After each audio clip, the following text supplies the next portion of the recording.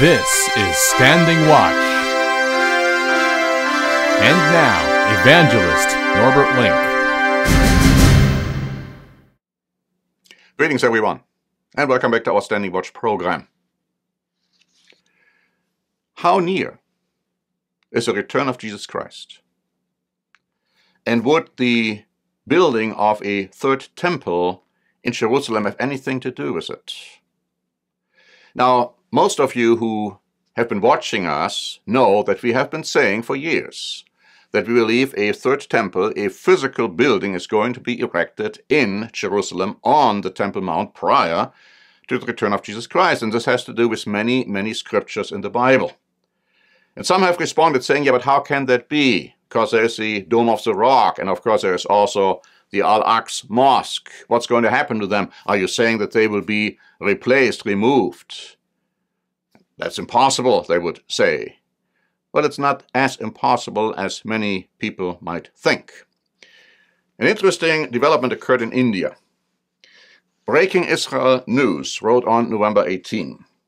The Supreme Court of India ruled that an ancient Hindu temple must be rebuilt and a mosque that was built in its place must be relocated elsewhere. The case is surprisingly similar to the situation at Jerusalem's Temple Mount, and some see this as a precedent, paving the way for the return of a Jewish temple. Asaf Fried, the spokesman for the temple organization, noted the unmistakable similarities between the case in India and the situation on the Temple Mount in Jerusalem. The situation is precisely like the one in Jerusalem, he said, though it cannot be used in Israeli jurisprudence, conceptually it is compelling. The structure of the Dome of the Rock can be moved to another location on the Temple Mount or in Jerusalem. It could even be transferred to Mecca. Yaakov Hyman, chairman of the United Temple Movements, agreed that the case in India was identical to the situation at the Temple Mount. He suggested moving the Dome of the Rock. It is a beautiful building, but it doesn't need to be precisely there. That specific site is holy to the Jews. I think that what was shown in India is what should be done. If it was done in India, it can be done in Israel. Now, this article shows, as many other articles do, that there is a strong move in Israel to build the third temple. But much more is happening right now. Breitbart wrote on November 18 that Secretary of State Mike Pompeo announced Monday that the U.S. has reversed the policy of Presidents Jimmy Carter and Barack Obama, who declared Israeli settlements in Judea and Samaria, the West Bank, illegal. Israel took over the region during the Six-Day War in June 1, 1967, after Jordan, ignoring pleas from Israel to stay out of the unfolding war with Egypt and Syria, began shelling western Jerusalem, and Israel's counterattack was victorious. Though the area, the article says, is commonly described as occupied, Israel has long maintained that the territory is actually disputed, since Jordan had no sovereign right to the territory. If anything, they said, Israel has a superior legal claim. Now, Jews, they say, had lived in portions of Judea and Samaria for millennia. It is a biblical cradle of the Jewish faith. Jews also lived in Jerusalem, Hebron, and other areas. Now, notice carefully what has been stated. Secretary Pompeo issued a statement explaining the administration's legal reasoning. After carefully studying all sides of the legal debate, this administration agrees with Ronald Reagan. The establishment of Israeli civilian settlements in the West Bank is not per se inconsistent with international law. Now, the European Union objected, the Vatican objected, the international community overwhelmingly considers the settlements illegal, so a clash between Israel and the European Union in particular and the Vatican is inevitable. But it goes further. Breaking Israel News reported on November 20. As per a campaign promise made before the September 17 election, Netanyahu announced on Tuesday that he approved a bill that would annex the Jordan Valley. the vote should go through with ease, since Benny Gantz, head of the left-wing Blue and White Party, announced 2 weeks ago that he supported annexation of the Jordan Valley and the area adjacent to the Dead Sea.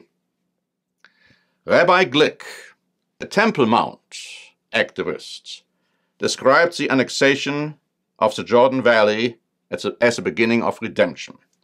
Just like the Jews who first crossed the Jordan River after the exodus from Egypt, this is an American announcement, referring to the announcement by Mr. Pompeo, to the world that we are home.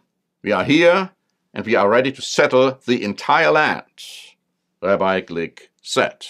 And that most certainly will further anti-Israeli reactions, resolutions.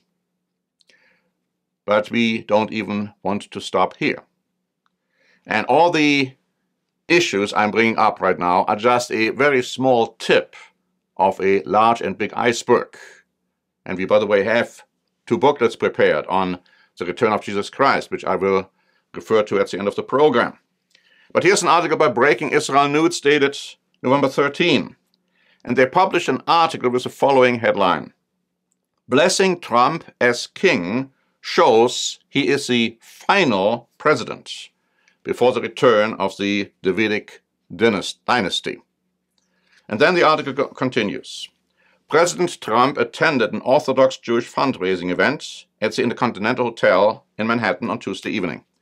400 Orthodox Jews participated in the event. Rabbi Joseph Yitzchak Jacobson recited the blessing said upon seeing a non-Jewish ruler. The crowd responded with an enthusiastic amen and chants of 4 more years. The Talmud states it is a mitzvah, which is a Torah commandment, for a Jew to go out of his way to see rulers and kings, whether they are Jewish or non-Jewish.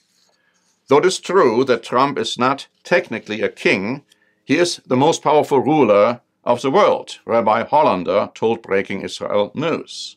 In that sense, Trump is more of a king than other kings. Rabbi Berger noted that the blessing of Trump as a king was timely indeed. He cited Rabbi Shlomo Yitzhaki, the medieval commentator known by the acronym Rashi, who explains that this mitzvah, this Torah commandment, or this Talmud commandment rather, is incumbent on Jews who will see the coming of the Messiah. The Messiah will come to fix the mess that has been made of governments around the world. We need the real king, that is the Messiah, Rabbi Berger said. So the point is, they believe that now, since President Trump has been anointed king, according to this commandment by the Talmud, the return of the Messiah, or the coming of the Messiah, the way the Jews look at it, is near. Well, we would agree that the return of Jesus Christ is just around the corner. As I said, everything I have just pointed out so far is just the tip of the iceberg. But we also do believe, and we have made that comment on and off, that President Trump might very well be the last president of the United States of America. Now, he's going to be elected. He is not going to be forced out of office through this ridiculous impeachment procedure by the Democrats. They actually behave like fools. I mean, there's nothing there. But more importantly, God will not allow him to be removed until he has fulfilled his purpose.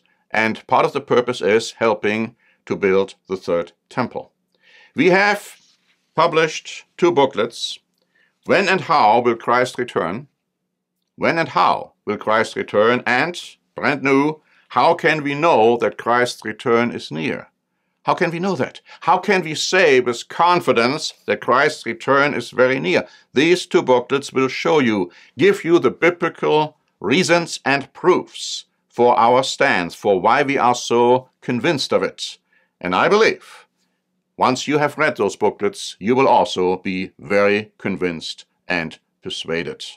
Thank you very much for listening. This is Norbert Link for the Standing Watch program.